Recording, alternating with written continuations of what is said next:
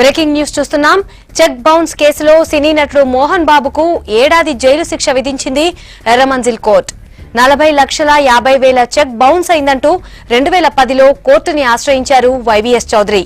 పిటిషన్పై విచారణ జరిపిన ఎర్రమంజిల్ కోర్టు మోహన్ బాబుకు ఏడాది పాటు జైలు శిక్ష విధిస్తూ తీర్పు చెప్పింది.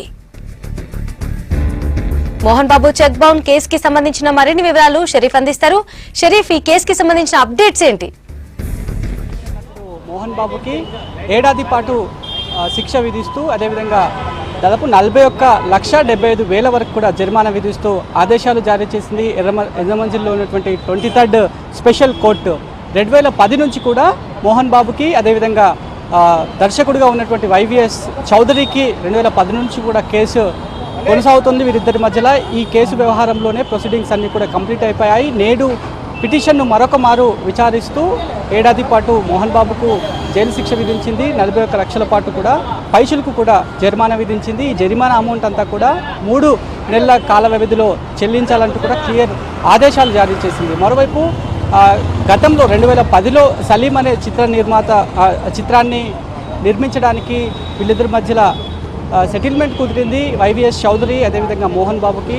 వైవీఎస్ చౌదరి డైరెక్షన్ ఛార్జెస్కి సంబంధించి దాదాపు 48 లక్షలకు పైగా డబ్బులు చెల్లించాలంటూ కూడా వీళ్ళంతా కూడా మ్యూచువల్ అగ్రిమెంట్ పెట్టుకున్నారు. ఆ డైరెక్షన్ అమౌంట్ చెల్లించని పక్షాన్ని ఆయన కోర్టుని అప్రోచ్ కావడం జరిగింది. సలీం అనే చిత్ర నిర్మాణం చేశారు కాబట్టి సలీం ఊహించినటువంటి కలెక్షన్స్ని సొంతం చేసుకోలేకపోయింది. ఈ వ్యవహారంలోనే డిస్ప్యూట్స్ మోహన్ బాబుకి వైవీఎస్కి కూడా డిస్ప్యూట్స్ మొదలయ్యాయి.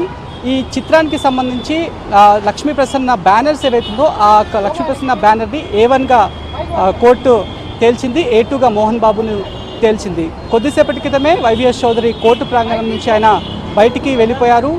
మరో గంటలోనే మోహన్ బాబు దీనికి సంబంధించి బెయిల్ పిటిషన్ని కూడా దాఖలు చేయనున్నారు.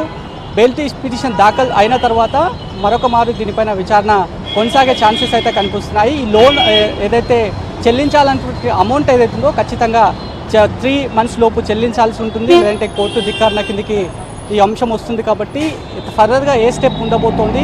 ఇప్పటికే A1గా చిత్ర బ్యానర్కి సంబంధించి A1గా నిర్ధారించింది, A2గా మోహన్ బాబుని కూడా నిర్ధారించింది. కాబట్టి ఈ ప్రొసీడింగ్స్ అన్నింటినీ కూడా ఆర్డర్ కాపీ అన్నింటినీ కూడా మోహన్ బాబుకి సంబంధించినటువంటి లీగల్ అడ్వైజర్స్ ఎక్స్పర్ట్స్ అంతా కూడా స్టడీ చేస్తున్నారు. ఈ వ్యవహారంలోనే మరో కొద్దిసేపట్లోనే బెయిల్ పిటిషన్ దాఖలు చేసిన తర్వాత ఈ బెయిల్ పిటిషన్ దాఖలైన తర్వాత ఇలాంటి డైరెక్షన్స్ని ఎర్రమంజిల్ కోర్టు ఇవ్వనుంది అనేది కూడా చూడాల్సి ఉంది.